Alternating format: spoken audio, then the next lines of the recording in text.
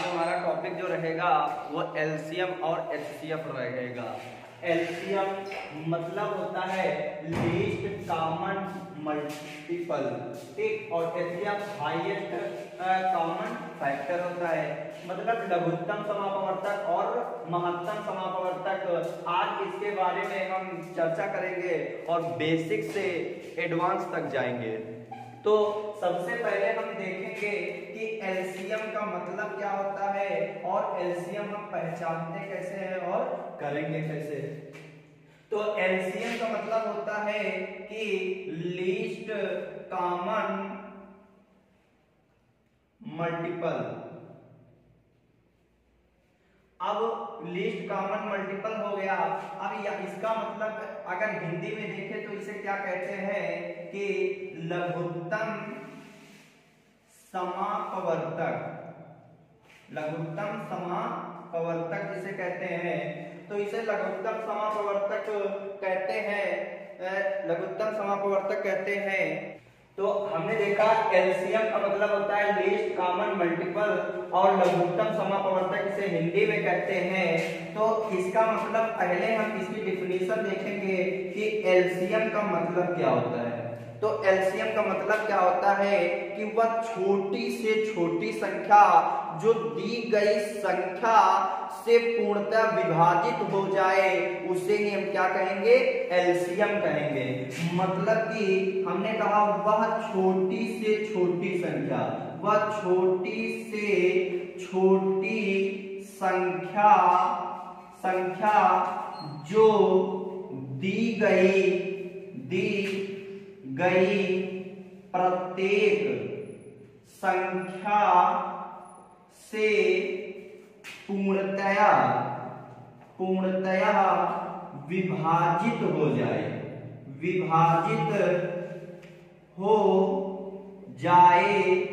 उसे हम क्या कहेंगे, उसे एलसीएम या लघुत्तम समापवर्तक कहते हैं। लघुत्तम समापवर्तक कहते हैं।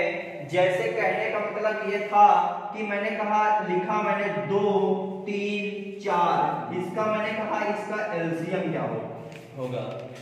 तो एलसीएम का मतलब क्या होता है कि 2 3 4 इसका ऐसा छोटे से छोटा ऐसा अंक बताओ कि ये जो दी गई संख्या है इनसे पूर्ण रूप से भाज्य हो जाए, विभाज्य हो जाए। तो हमने कहा 2 3 4 का एक छोटे से छोटा अगर अंक लें तो वो हमारा 12 होगा कि नहीं होगा। तो 12 होगा। अगर हम 2 से इसको काटे तो भी कट जाएगा, 2 छाक 12। 3 से काटे तो भी कट जाएगा, 3 चौको 12। 4 से काटे तो भी कट जाएगा, 4 तिया 12। तो अगर हम इससे अगर 12 से कोई ऐसा अंक आपका क्या हो सकता है जो तीनों से कट जाए। क्या हम ऐसे 10 अगर ले तो 10 2 से तो कट जाएगा, ना 3 के टेबल में आता है ना 4 के टेबल में आता है। 8 अगर लूं तो 2 चौको 8 होता है, 4 दूना 8 होता है, लेकिन 3 से नहीं कटेगा। तो वो छोटे से छोटा क्या होगा, वो छोटे से छोटा हमारा अंक 12 होगा जो 2 3 4 से पूर्णतया भाज्य होगा। अगर अब इससे बड़े से बड़ा कोई भी हो सकता है। 12 का मल्टीपल कहने का मतलब कि 12 का कोई भी गुणज ले लो या 12 का कोई भी टेबल पढ़ लो, वो सभी उस संख्या से भाज्य होगा। जैसे कि अगर मैं कहूं कि 12 की जगह अगर मैं 24 लिख दूं तो भी 2 से कट जाएगा, 3 से कट जाएगा, 4 से कट जाएगा। अगर मैं 36 लिख दूं तो भी कट जाएगा, और अगर मैं 36 से अगर हम 48 लिख दूं तो भी कट जाएगा। लेकिन जो हमारा एलसीएम जो होगा वो हमारा बड़े से बड़ा नहीं होता है, वो हमारा छोटे से छोटा अंक जो हमारा दी गई संख्या प्रत्येक से कट जाए वही हमारा एलसीएम होता है। तो यहाँ पर हमारा जो एलसीएम होगा वो क्या होगा, 12 होगा। अब इसको हम डायरेक्ट यहाँ पर छोटा सा अंक ले लिया तो हम करके देख लिए, लेकिन ये करते कैसे हैं। तो इसके तरीका क्या क्या होते हैं। पहला आपका तरीका होता है भाग विधि से, और दूसरा तरीका होता है आपका गुणनखंड विधि से। गुणनखंड विधि से। और जो तीसरा तरीका जो होता है वो आपका सबसे अच्छा तरीका होता है कि हमें हर प्रश्न में आपको ऑप्शन देगा, हमें हर प्रश्न में आपको ऑप्शन देगा और ऑप्शन से हम उसको कर सकते हैं। और ऑप्शन से करेंगे कैसे, हमको कुछ पता होना चाहिए। एक तो 3 के कटने का नियम पता होना चाहिए, एक हमें 8 के कटने का, 9 के कटने का और 11 के। अगर हमें ये 4 अंक अगर पता है 3, 8, 9, 11 के कटने के नियम से, अगर दी गई संख्या में अगर इनका कोई भी मल्टीपल आ जाए तो हम बहुत आसानी से उसको कर लेंगे। तो उससे कर लेंगे तो सबसे पहले हम हम पहले स्टार्टिंग से तीनों हम बताएंगे और तीनों में आपको बाद में ये भी तरीका होगा और जो आपको अच्छा लगेगा वो आप कर सकते हो, स्वतंत्र हो। तो पहला तरीका है भाग विधि से। तो हमने भाग विधि से हमने पहला तरीका देखा, मैं करने जा रहा हूं भाग विधि से। इसको मैं रिमूव करता हूं।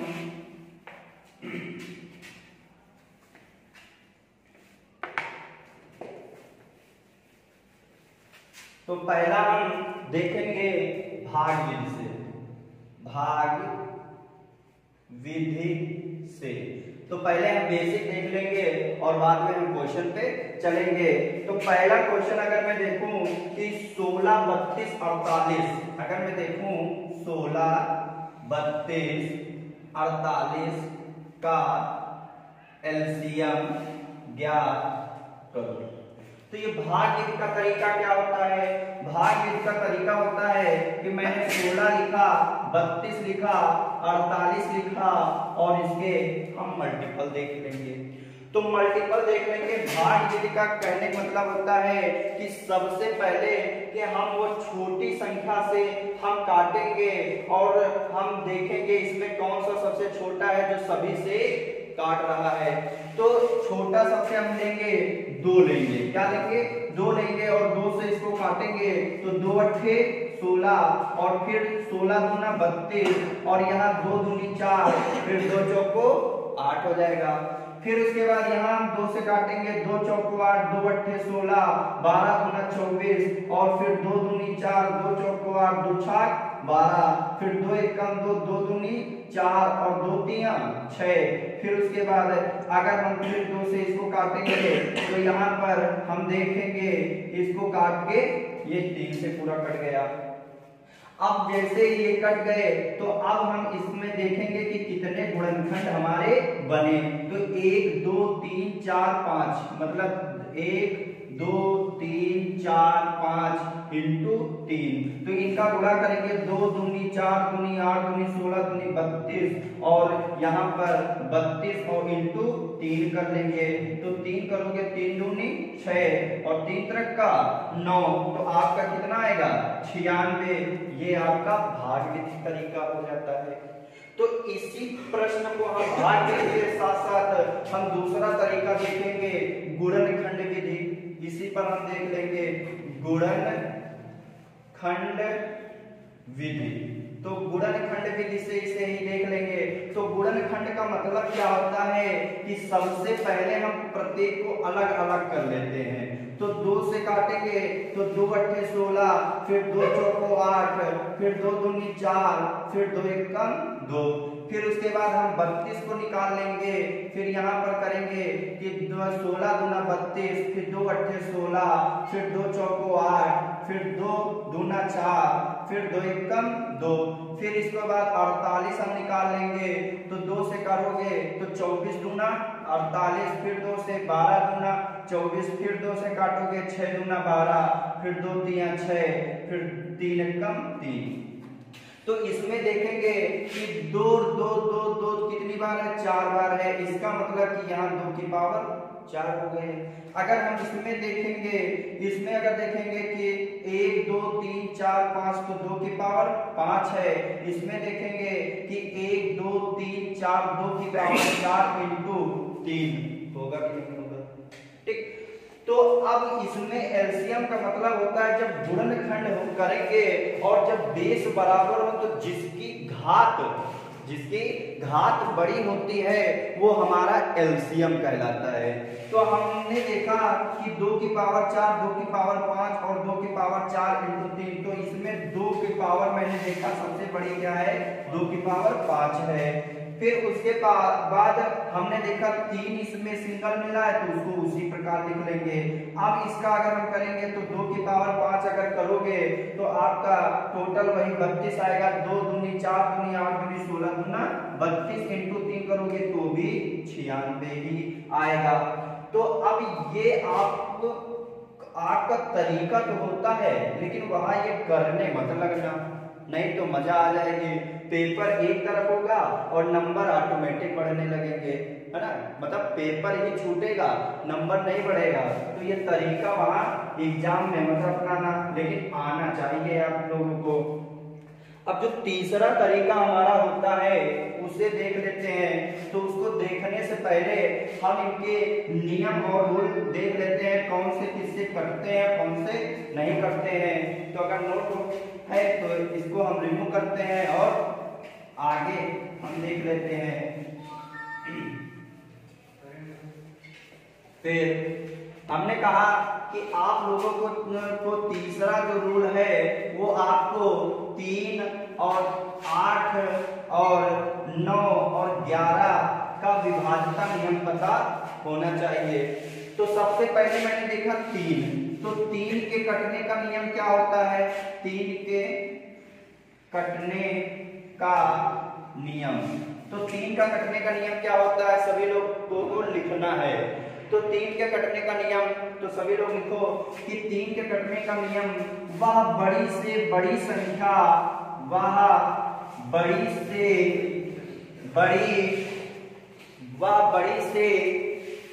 बड़ी संख्या,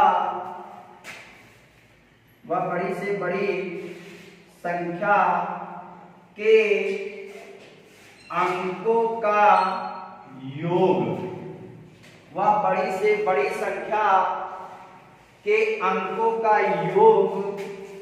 योग 3 या 3 का गुणज हो, 3 या 3 का गुणज हो, तो वह संख्या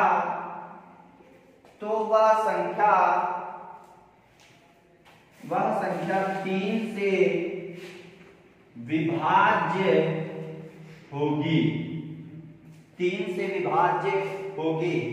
ये सब हम नंबर सिस्टम में पढ़ चुके हैं, लेकिन यहाँ इसका काम आएगा तो यहाँ पर भी एक बार हम रिवीजन करा देते हैं। तो 3, फिर 3 के बाद हम 8 के कटने का नियम यहीं पर लिख लेंगे। 8 के कटने का नियम तो लिख लेना, दी गई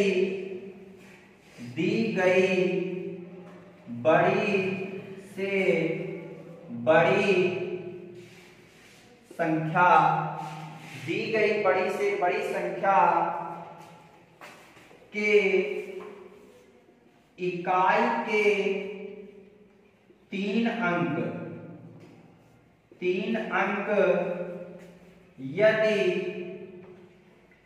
यदि 8 से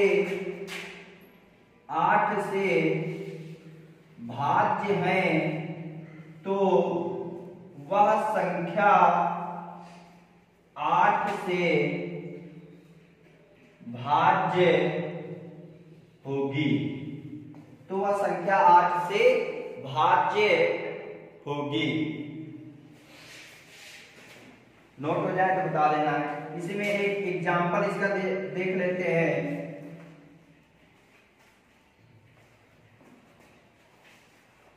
ठीक, इसका एग्जांपल हम देखेंगे कि अगर हम एग्जांपल कोई भी अगर लिख दें तो ऐसे अगर मैं लिख दूं कि 38, 42, 16, अब ये बताओ 8 से कट जाएगी कि नहीं कट जाएगी, ये 8 से भाज्य है कि नहीं है।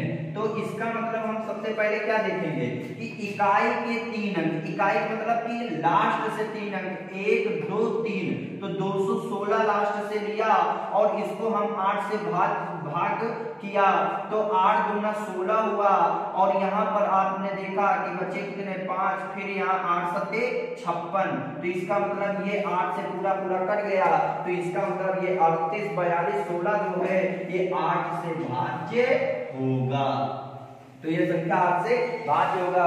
जैसे 3 मैंने पहले बताया कि 3 के करने का नियम हुआ बड़ी से बड़ी संख्या के अंकों का योग 3 या 3 का गुणज हो तो वह संख्या 3 से भाज्य होगी।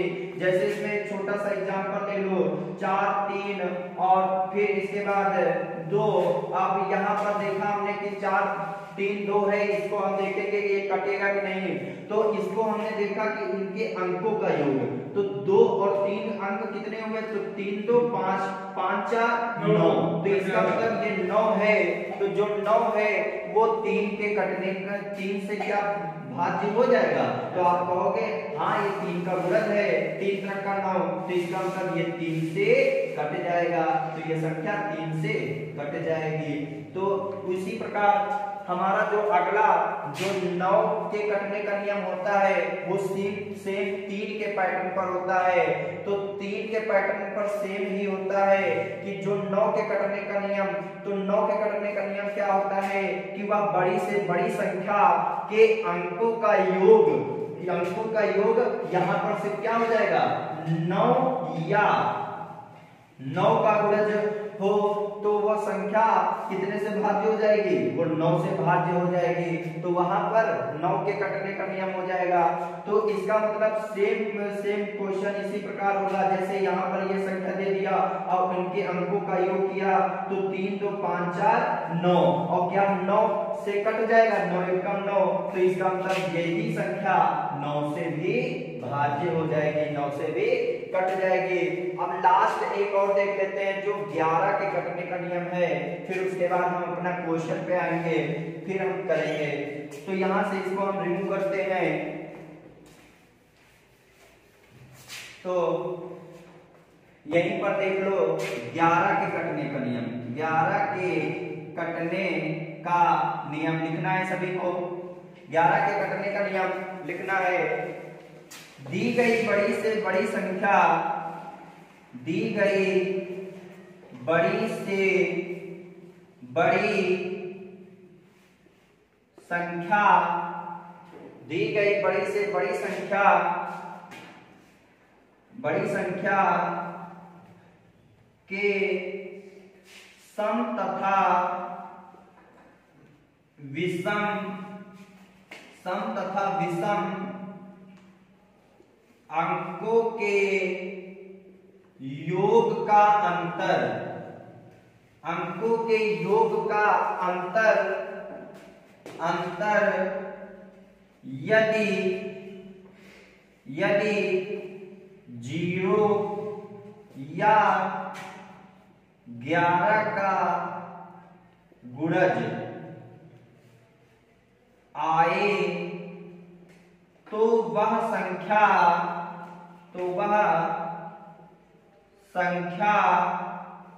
11 से भाज्य होगी, तो वह संख्या 11 से भाज्य होगी। ठीक, तो यहीं पर उदाहरण देख लेंगे, तो उदाहरण देखेंगे तो हमने लिखा जैसे 1331। अब यहाँ पर कंफ्यूजन क्या करता है, मैंने क्या बोल दिया कि दी गई बड़ी से बड़ी संख्या सम तथा विषम अंक।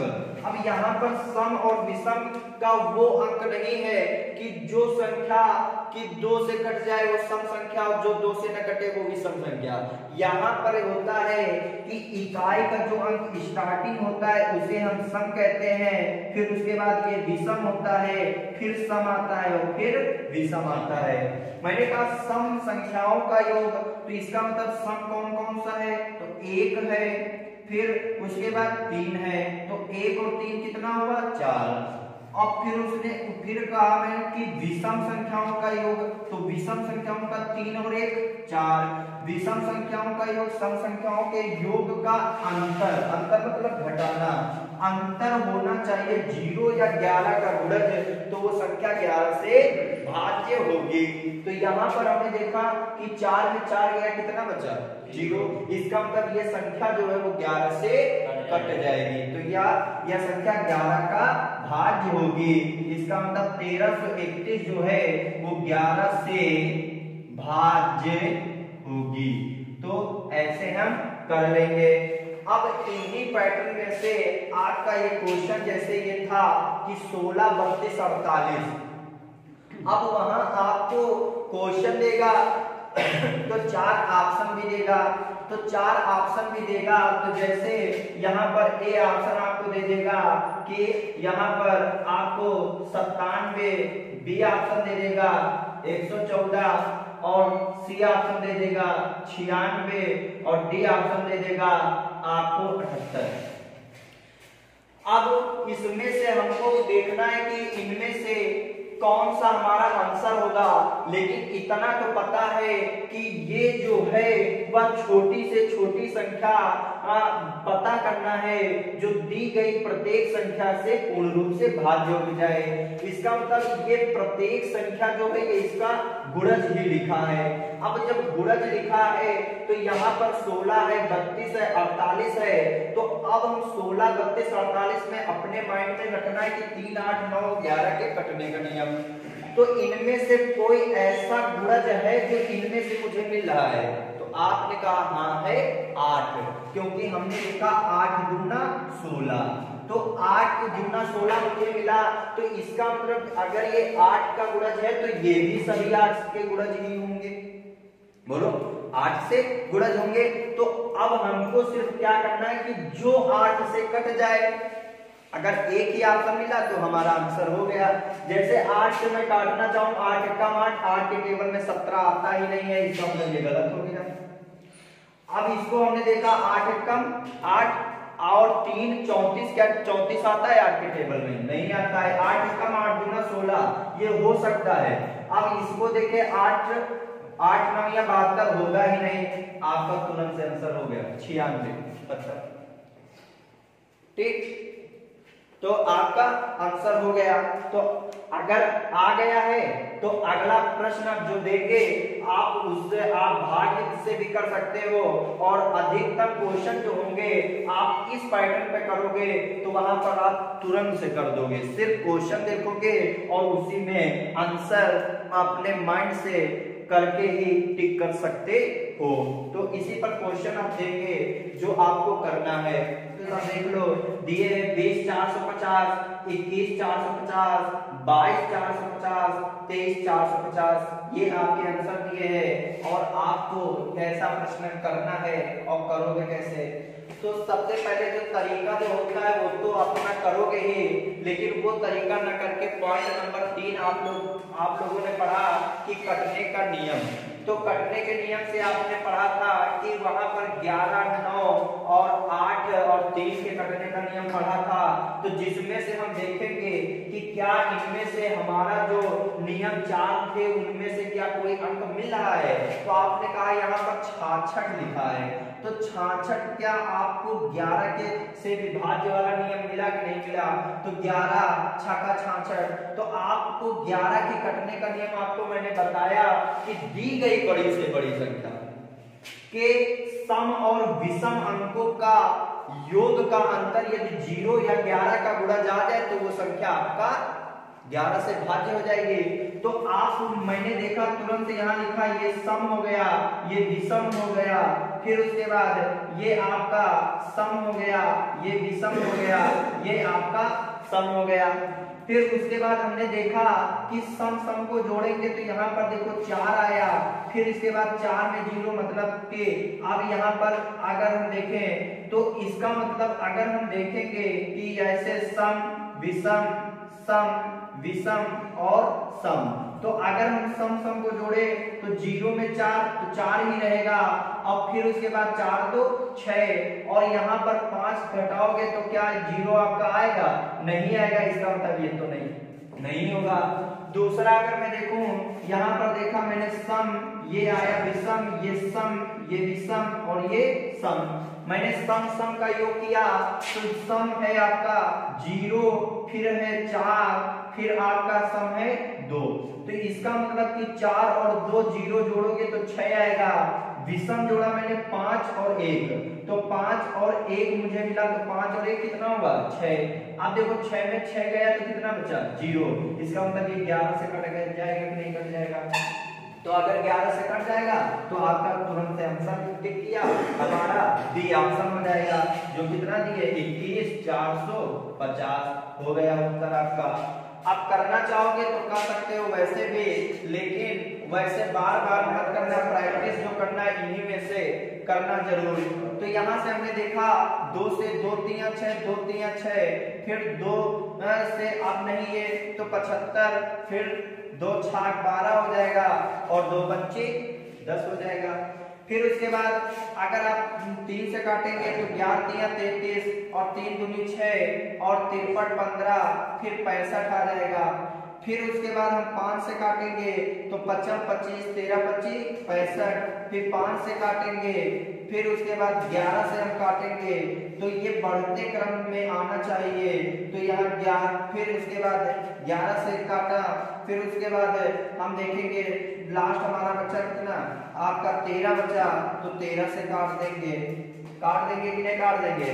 5 से काटा, ये 11, ये 5 एकम 5, फिर उसके बाद 11 एकम 11, फिर 13। तो यहाँ पर देखा हमने कि 2 3 6, फिर 6 पंचे 30, 30 पंचे करोगे तो 150 हो जाएगा, और 11 और 13 का गुणा करोगे तो इसका मतलब 3 4 143 हो जाएगा।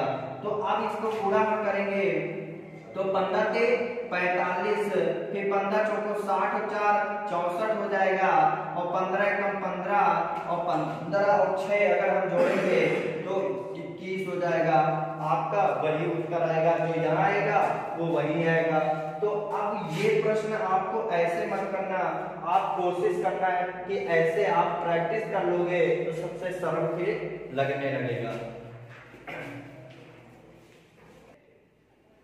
ठीक, तो अब इसी पर एक प्रश्न जो आता है, वो प्रश्न जब बेस बराबर हो और घाते भिन्न हो तो उस पर प्रश्न अगर पूछ दे तो कैसे करोगे?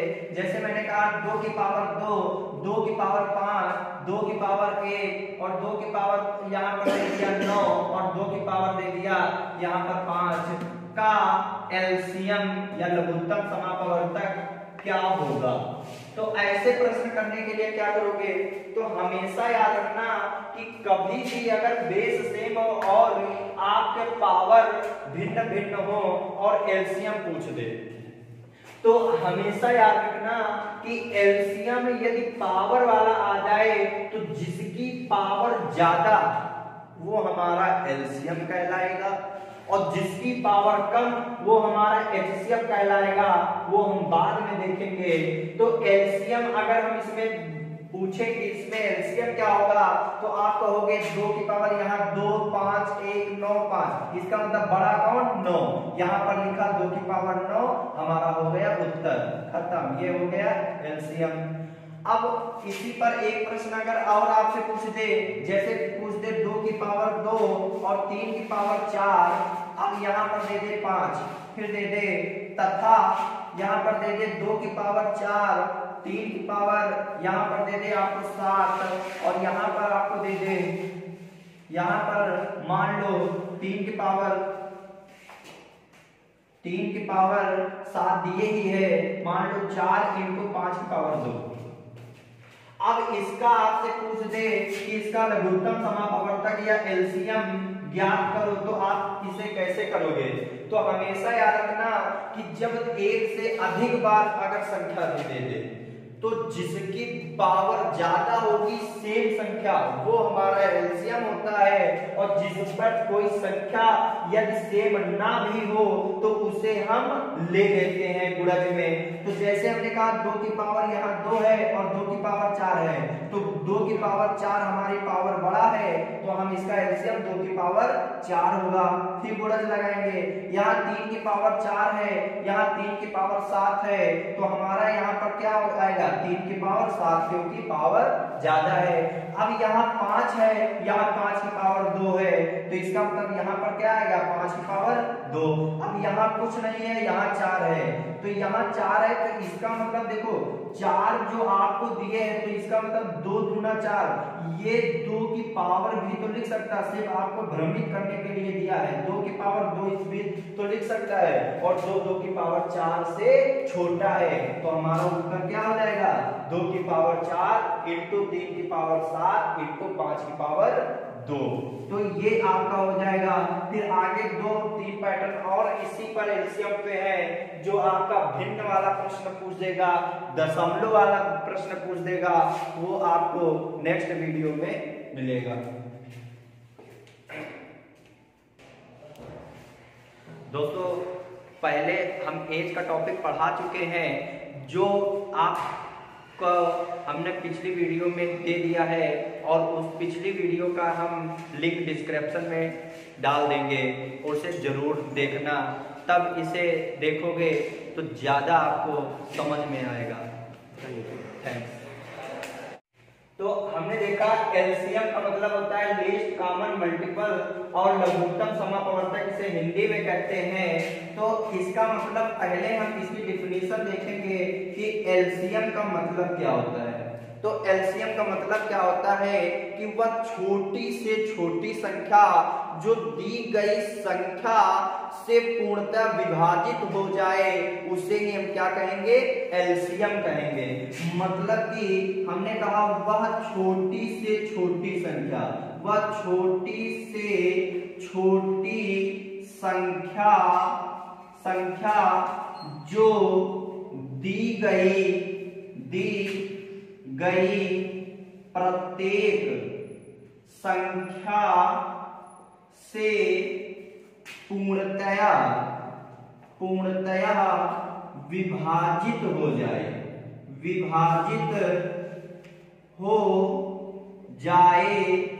उसे हम क्या कहेंगे, उसे एलसीएम या लघुत्तम समापवर्तक कहते हैं। लघुत्तम समापवर्तक कहते हैं। जैसे कहने का मतलब ये था कि मैंने कहा लिखा मैंने 2 3 4, इसका मैंने कहा इसका एलसीएम क्या होगा।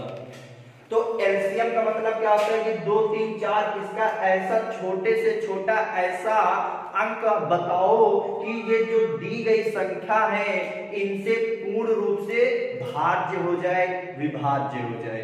तो हमने कहा 2 3 4 का एक छोटे से छोटा अगर अंक लें तो वो हमारा 12 होगा कि नहीं होगा, तो 12 होगा। अगर हम 2 से इसको काटे तो भी कट जाएगा, 2 छाक 12, 3 से काटे तो भी कट जाएगा, 3 चौको 12, 4 से काटे तो भी कट जाएगा, 4 तिया 12। तो अगर हम इससे अगर 12 से कोई ऐसा अंक आपका क्या हो सकता है जो तीनों से कट जाए, क्या हम ऐसे 10 अगर ले तो 10 2 से तो कट जाएगा, ना 3 के टेबल में आता है ना 4 के टेबल में आता है। 8 अगर लूं तो 2 चौको 8 होता है, 4 दूना 8 होता है, लेकिन 3 से नहीं कटेगा।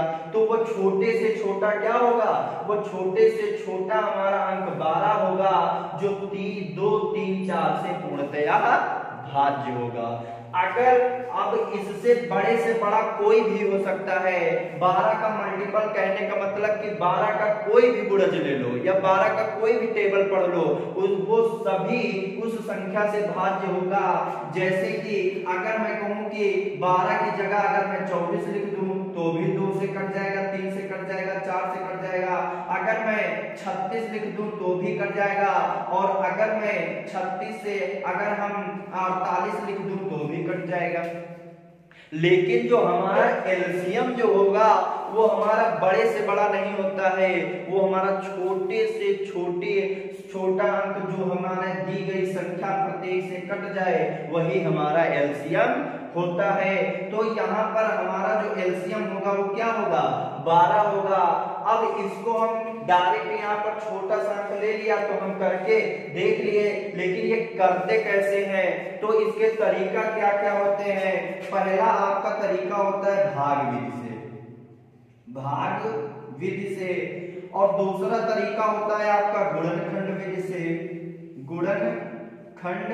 विधि से, और जो तीसरा तरीका जो होता है वो आपका सबसे अच्छा तरीका होता है कि हमें हर प्रश्न में आपको ऑप्शन देगा, हमें हर प्रश्न में आपको ऑप्शन देगा और ऑप्शन से हम उसको कर सकते हैं। और ऑप्शन से करेंगे कैसे, हमको कुछ पता होना चाहिए। एक तो 3 के कटने का नियम पता होना चाहिए, एक हमें 8 के कटने का, 9 के कटने का और 11 के। अगर हमें ये 4 अंक अगर पता है 3, 8, 9, 11 के कटने के नियम से, अगर दी गई संख्या में अगर इनका कोई भी मल्टीपल आ जाए तो हम बहुत आसानी से उसको कर लेंगे। तो उससे कर लेंगे तो सबसे पहले हम ये हम पहले स्टार्टिंग से तीनों हम बताएंगे और तीनों में आपको बाद में ये भी तरीका होगा और जो आपको अच्छा लगेगा वो आप कर सकते हो, स्वतंत्र हो। तो पहला तरीका है भाग विधि से। तो हमने भाग विधि से हमने पहला तरीका देखा, मैं करने जा रहा हूं भाग विधि से। इसको मैं रिमूव करता हूं।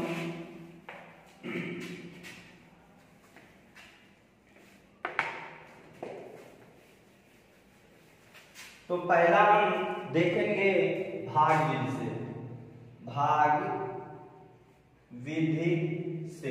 तो पहले हम बेसिक देख लेंगे और बाद में हम क्वेश्चन पे चलेंगे। तो पहला क्वेश्चन अगर मैं देखूं कि 16, 32, 48, अगर मैं देखूं 16, 32, 48 का एलसीएम ज्ञात करो। तो ये भाग विधि का तरीका क्या होता है, भाग विधि का तरीका होता है कि मैंने 16 लिखा, 32 लिखा, 48 लिखा और इसके हम मल्टीपल देख लेंगे। तो मल्टीपल देख लेंगे। भाग विधि का कहने का मतलब होता है कि सबसे पहले कि हम वो छोटी संख्या से हम काटेंगे और हम देखेंगे इसमें कौन सा सबसे छोटा है जो सभी से काट रहा है। तो छोटा सबसे हम लेंगे 2 लेंगे, क्या लेंगे 2 लेंगे और 2 से इसको काटेंगे तो 2 अट्ठे 16 और फिर 16 दूना 32 और यहाँ 2 दूनी 4, फिर 2 चौको 8 हो जाएगा। फिर उसके बाद यहाँ हम 2 से काटेंगे, 2 चौको 8, 2 अट्ठे 16, 12 दूना 24 और फिर 2 दूनी 4, 2 चौको 8, 2 छाक 12, फिर 2 एकम 2, 2 दूनी 4 और 2 तिया 6। फिर उसके बाद अगर हम फिर 2 से इसको काटेंगे तो यहाँ पर हम देखेंगे इसको काट के ये 3 से पूरा कट गया। अब जैसे ये कट गए तो अब हम इसमें देखेंगे कि कितने गुणनखंड हमारे बने। तो 1, 2, 3, 4, 5 मतलब 1, 2, 3, 4, 5 इंटू 3। तो इनका गुणा करेंगे 2 दूनी 4 दूनी 8 दूनी 16 दूनी 32 और यहाँ पर 32 और इंटू 3 कर लेंगे।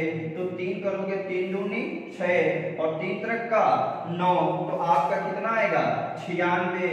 ये आपका भाग विधि तरीका हो जाता है। तो इसी प्रश्न को हम भाग विधि के साथ साथ हम दूसरा तरीका देखेंगे गुणनखंड विधि। इसी पर हम देख लेंगे गुणनखंड विधि। तो गुणनखंड विधि से इसे ही देख लेंगे। तो गुणनखंड का मतलब क्या होता है कि सबसे पहले हम प्रत्येक को अलग अलग कर लेते हैं। तो 2 से काटेंगे तो 2 अट्ठे 16, फिर 2 चौको 8, फिर 2 दूनी 4, फिर 2 एकम 2। फिर उसके बाद हम 32 को निकाल लेंगे। फिर यहाँ पर करेंगे कि 16 दूना 32, फिर 2 अट्ठे 16, फिर 2 चौको 8, फिर 2 दूना 4, फिर 2 एकम 2। फिर इसके बाद 48 हम निकाल लेंगे। तो 2 से करोगे तो 24 दूना 48, फिर 2 से 12 दूना 24, फिर 2 से काटोगे 6 दूना 12, फिर 2 तिया 6, फिर 3 कम 3। तो इसमें देखेंगे कि 2 2 2 2 कितनी बार है, 4 बार है। इसका मतलब कि यहाँ 2 की पावर 4 हो गए। अगर हम इसमें देखेंगे, इसमें अगर देखेंगे कि 1 2 3 4 5 तो 2 की पावर 5 है। इसमें देखेंगे कि 1 2 3 4 2 की पावर 4 इंटू 3 होगा कि नहीं होगा, ठीक। तो अब इसमें एलसीएम का मतलब होता है जब गुणनखंड करेंगे और जब बेस बराबर हो तो जिसकी घात बड़ी होती है वो हमारा एलसीएम कहलाता है। तो हमने देखा कि 2 की पावर 4, 2 की पावर 5 और 2 की पावर 4 इंटू 3। तो इसमें 2 की पावर मैंने देखा सबसे बड़ी क्या है, 2 की पावर 5 है। फिर उसके बाद हमने देखा 3 इसमें सिंगल मिला है तो उसको उसी प्रकार लिख लेंगे। अब इसका अगर हम करेंगे तो 2 की पावर 5 अगर करोगे तो आपका टोटल वही 32 आएगा। 2 दूनी 4 दूनी 8 दूनी 16 दूना 32 इंटू 3 करोगे तो भी 96 ही आएगा। तो अब ये आपका तरीका तो होता है, लेकिन वहां ये करने मत लगना, नहीं तो मजा आ जाएगी।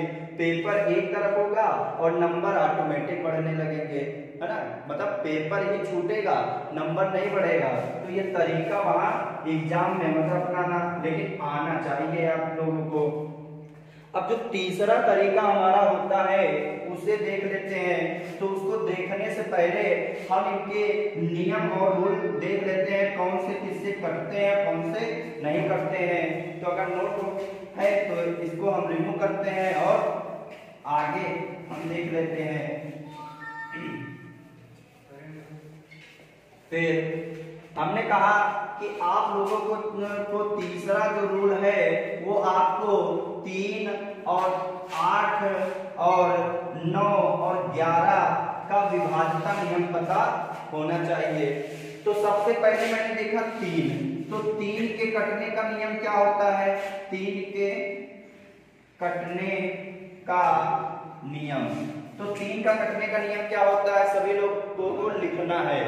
तो 3 के कटने का नियम, तो सभी लोग लिखो कि 3 के कटने का नियम, वह बड़ी से बड़ी संख्या, वह बड़ी से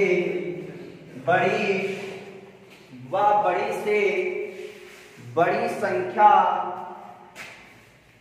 वह बड़ी से बड़ी संख्या के अंकों का योग, वह बड़ी से बड़ी संख्या के अंकों का योग 3 या 3 का गुणज हो, 3 या 3 का गुणज हो, तो वह संख्या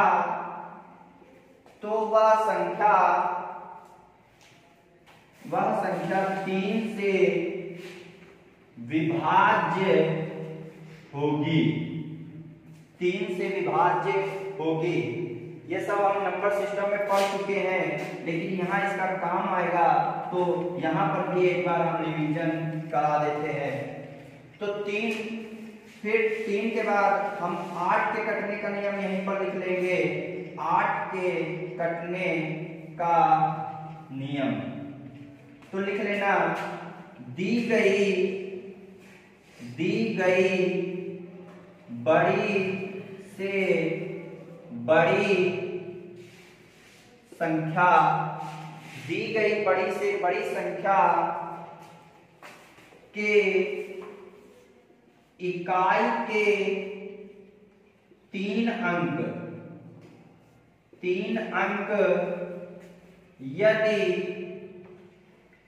यदि 8 से भाज्य है तो वह संख्या 8 से भाज्य होगी, तो वह संख्या 8 से भाज्य होगी। नोट हो जाए तो बता देना।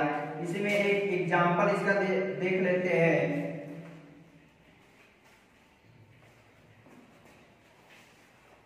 ठीक। इसका तो इसका एग्जाम्पल हम देखेंगे कि अगर हम एग्जाम्पल कोई भी अगर लिख दें तो ऐसे अगर मैं लिख दूं कि 38, 42, 16।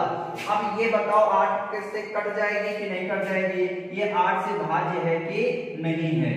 तो इसका मतलब हम सबसे पहले क्या देखेंगे कि इकाई के 3 अंक, इकाई मतलब कि लास्ट से 3 अंक 1, 2, 3, तो 216 लास्ट से लिया और इसको हम 8 से भाग किया तो 8 दूना 16 हुआ और यहाँ पर आपने देखा कि बच्चे कितने 5, फिर यहाँ 8 सत्ते 56, तो इसका मतलब ये 8 से पूरा कट गया, तो इसका मतलब ये 38, 42, 16 जो है ये 8 से भाज्य होगा।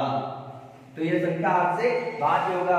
जैसे 3 मैंने पहले बताया कि 3 के कटने का नियम हुआ बड़ी से बड़ी संख्या के अंकों का योग 3 या 3 का गुणज हो तो वह संख्या 3 से भाज्य होगी। जैसे इसमें एक छोटा सा एग्जांपल ले लो 4, 3 और फिर इसके बाद 2। अब यहाँ पर देखा हमने कि 4, 3, 2 है, इसको हम देखेंगे ये कटेगा कि नहीं। तो इसको हमने देखा कि इनके अंकों का योग, तो 2 और 3 अंक कितने हुए, तो 3 तो 5, 5 4 9, तो इसका मतलब ये 9 है। तो जो 9 है वो 3 के कटने का 3 से क्या भाज्य हो जाएगा। तो आप कहोगे हाँ ये 3 का गुणज है, 3 3 का 9, तो इसका मतलब ये 3 से कट जाएगा, तो ये संख्या 3 से कट जाएगी। तो उसी प्रकार हमारा जो अगला जो 9 के कटने का नियम होता है वो सेम 3 के पैटर्न पर होता है।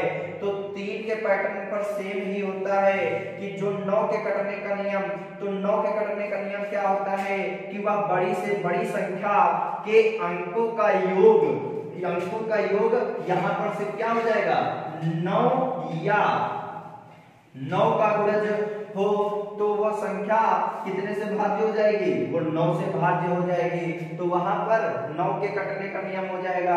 तो इसका मतलब सेम क्वेश्चन इसी प्रकार होगा। जैसे यहाँ पर ये संख्या दे दिया और इनके अंकों का योग किया तो 3 2 5 4 9 और क्या 9 से कट जाएगा, 9 एकम 9, तो इसका मतलब यही संख्या 9 से भी भाज्य हो जाएगी, 9 से भी कट जाएगी। अब लास्ट एक और देख लेते हैं जो 11 के कटने का नियम है, फिर उसके बाद हम अपना क्वेश्चन पे आएंगे, फिर हम करेंगे। तो यहां से इसको हम रिमूव करते हैं। तो यहीं पर देख लो 11 के कटने का नियम, 11 के कटने का नियम लिखना है सभी को। 11 के कटने का नियम लिखना है, दी गई बड़ी से बड़ी संख्या, दी गई बड़ी से बड़ी संख्या, दी गई बड़ी से बड़ी संख्या, बड़ी संख्या के सम तथा विषम, सम तथा विषम अंकों के योग का अंतर, अंकों के योग का अंतर, अंतर यदि 0 या 11 का गुणज आए तो वह संख्या, तो वह संख्या 11 से भाज्य होगी। तो वह संख्या 11 से भाज्य होगी। ठीक, तो यहीं पर उदाहरण देख लेंगे। तो उदाहरण देखेंगे तो हमने लिखा जैसे 1331 अब यहाँ पर कंफ्यूजन क्या करता है, मैंने क्या बोल दिया कि दी गई बड़ी से बड़ी संख्या सम तथा विषम अंक। अब यहाँ पर सम और विषम का वो अंक नहीं है कि जो संख्या कि 2 से कट जाए वो सम संख्या और जो 2 से न कटे वो विषम संख्या।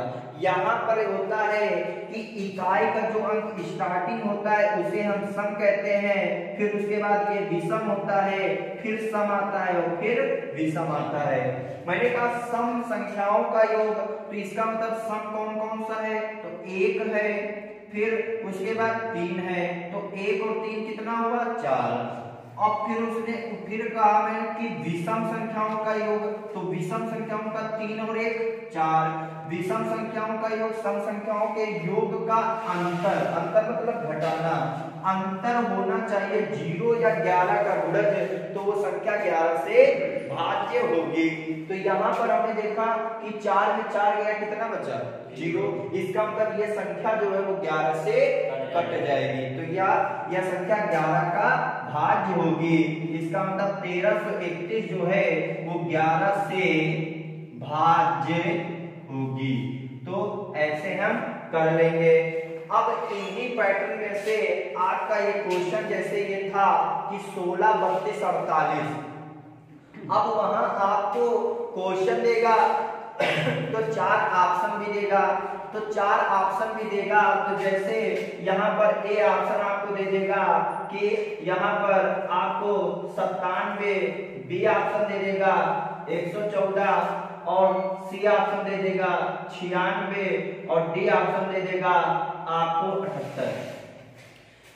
अब इसमें से हमको देखना है कि इनमें से कौन सा हमारा आंसर होगा, लेकिन इतना तो पता है कि ये जो है वह छोटी से छोटी संख्या पता करना है जो दी गई प्रत्येक संख्या से पूर्ण रूप से भाज्य हो जाए। इसका मतलब ये प्रत्येक संख्या जो है ये इसका गुणज ही लिखा है। अब जब गुणज लिखा है तो यहाँ पर 16 है, 32 है, 48 है, तो अब हम 16 32 48 में अपने माइंड में रखना है कि 3 8 9 11 के कटने का नियम। तो इनमें से कोई ऐसा गुणज है जो इनमें से मुझे मिल रहा है, तो आपने कहा हाँ है 8, क्योंकि हमने लिखा 8 दूना 16, तो 8 दूना 16 मुझे मिला। तो इसका मतलब अगर ये 8 का गुणज है तो ये भी सभी 8 के गुणज ही होंगे। बोलो 8 से गुणज होंगे। तो अब हमको सिर्फ क्या करना है कि जो 8 से कट जाए, अगर एक ही ऑप्शन मिला तो हमारा आंसर हो गया।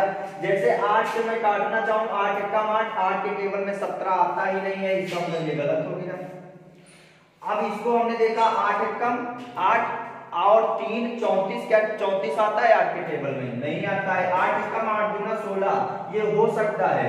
अब इसको देखे 8 9 या 72 होगा ही नहीं, आपका तुरंत से आंसर हो गया 96। ठीक, तो आपका आंसर हो गया। तो अगर आ गया है तो अगला प्रश्न आप जो देंगे आप उससे आप भाग्य से भी कर सकते हो, और अधिकतम क्वेश्चन जो होंगे आप इस पैटर्न पे करोगे तो वहां पर आप तुरंत से कर दोगे। सिर्फ क्वेश्चन देखोगे और उसी में आंसर अपने माइंड से करके ही टिक कर सकते हो।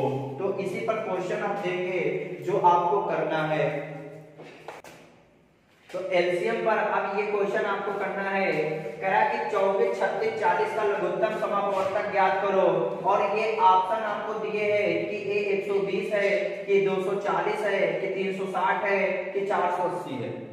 तो आप लोग करते क्या हो कि सबसे पहले एलसीएम देखा तो माइंड में बस आया कि 24 36 40 लिखो और इसका भागन करेंगे तो इससे फायदा ही क्या मिला। तो हमने आपको कहा कि 9 और 8 और 6 का कटने का नियम आपको पता होना चाहिए। तो यहाँ 9 4 36। अब 9 के कटने का नियम क्या था कि 9 के कटने का नियम आपका था कि वह संख्या जो 9 का गुणज वह होगी जो दी गई संख्या के अंकों का योग 9 या 9 का गुणज हो। तो यहाँ पर अगर हम देखें तो 9 का अगर देखें तो यहाँ पर क्या 9 के टेबल में 120 आता है, या सीधा सब में 0 लगा तो क्या 12 आता है? नहीं आता है। क्या 9 के टेबल में 24 आता है? नहीं आता है। क्या 9 के टेबल में 448 आता है? नहीं आता है, तो न चौक 36 हो गया उत्तर। करने की जरूरत ही नहीं है। ठीक, तो अब ये वाला प्रश्न देखते हैं। और ये वाला अब देखो, इतना छोटा प्रश्न दिए है कि मजा आ जाएगी कि 66, 75, 130 का लघुत्तम समापवर्तक ज्ञात करो और आंसर देख लो।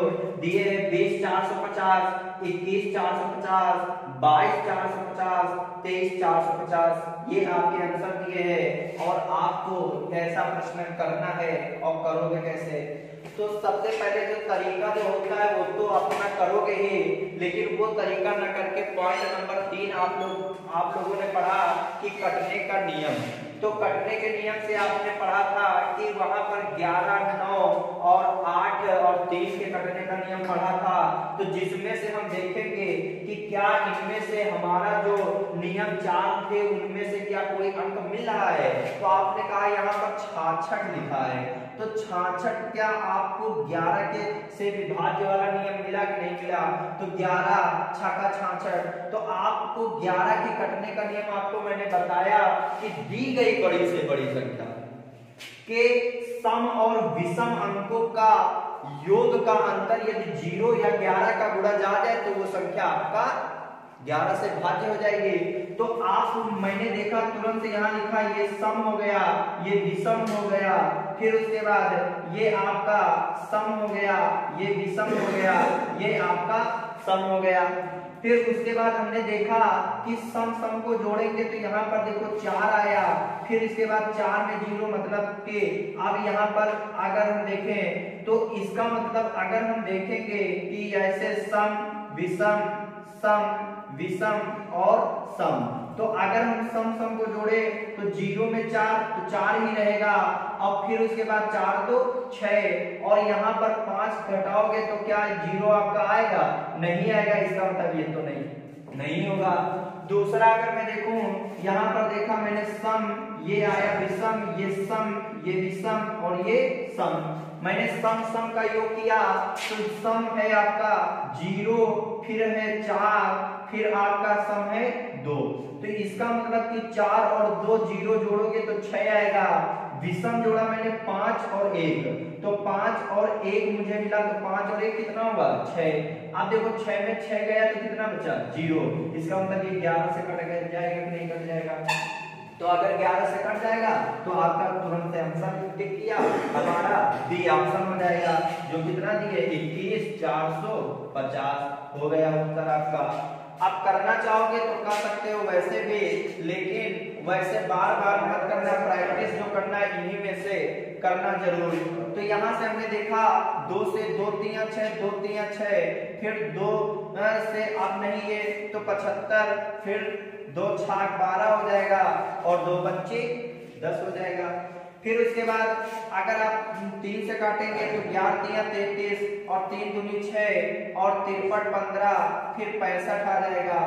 फिर उसके बाद हम 5 से काटेंगे तो 55 25 13 25 65, फिर 5 से काटेंगे, फिर उसके बाद 11 से हम काटेंगे तो ये बढ़ते क्रम में आना चाहिए। तो यहाँ 11, फिर उसके बाद 11 से काटा, फिर उसके बाद हम देखेंगे लास्ट हमारा बचा कितना आपका 13 बचा, तो 13 से काट देंगे कि नहीं काट देंगे।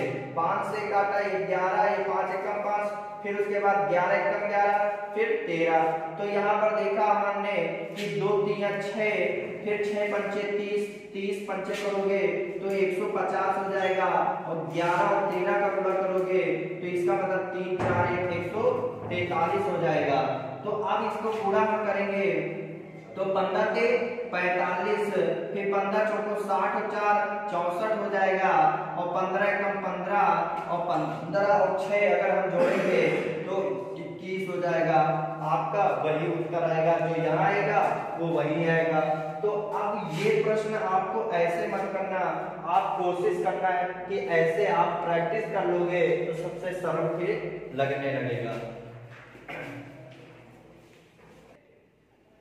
ठीक, तो अब इसी पर एक प्रश्न जो आता है वो प्रश्न जब बेस बराबर हो और घाते भिन्न हो तो उस पर प्रश्न अगर पूछ दे तो कैसे करोगे? जैसे मैंने कहा 2 की पावर 2, 2 की पावर 5, 2 की पावर 1 और 2 की पावर यहाँ पर दे दिया 9 और 2 की पावर दे दिया यहाँ पर 5 का एलसीएम या लघुत्तम समापवर्तक क्या होगा? तो ऐसे प्रश्न करने के लिए क्या करोगे? तो हमेशा याद रखना कि कभी भी अगर बेस सेम हो और आपके पावर भिन्न भिन्न हो और एलसीएम पूछ दे तो हमेशा याद रखना कि एलसीएम यदि पावर वाला आ जाए तो जिसकी पावर ज्यादा वो हमारा एलसीएम कहलाएगा और जिसकी पावर कम वो हमारा एचसीएफ कहलाएगा। वो हम बाद में देखेंगे।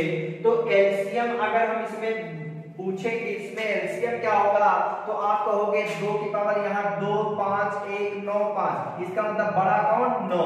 यहाँ पर लिखा 2 की पावर 9 हमारा हो गया उत्तर। खत्म, ये हो गया एलसीएम।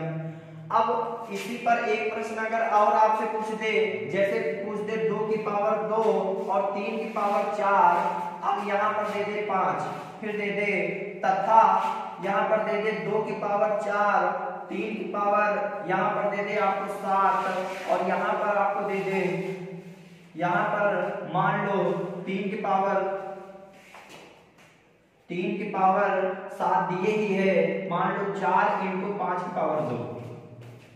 अब इसका आपसे पूछ दे कि इसका लघुत्तम समापवर्तक या एलसीएम ज्ञात करो तो आप इसे कैसे करोगे?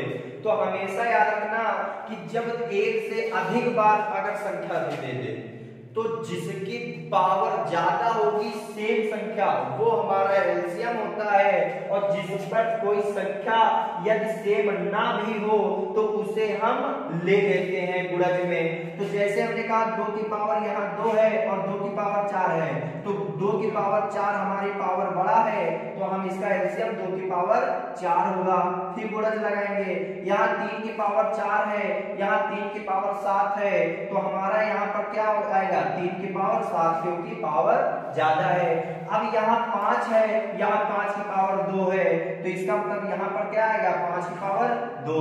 अब यहाँ कुछ नहीं है, यहाँ 4 है तो यहाँ 4 है तो इसका मतलब देखो 4 जो आपको दिए हैं तो इसका मतलब 2 दूना 4, ये 2 की पावर भी तो लिख सकता है, सिर्फ आपको भ्रमित करने के लिए दिया है। 2 की पावर 2 इस भी तो लिख सकता है और 2 की पावर 4 से छोटा है तो हमारा उत्तर क्या हो जाएगा?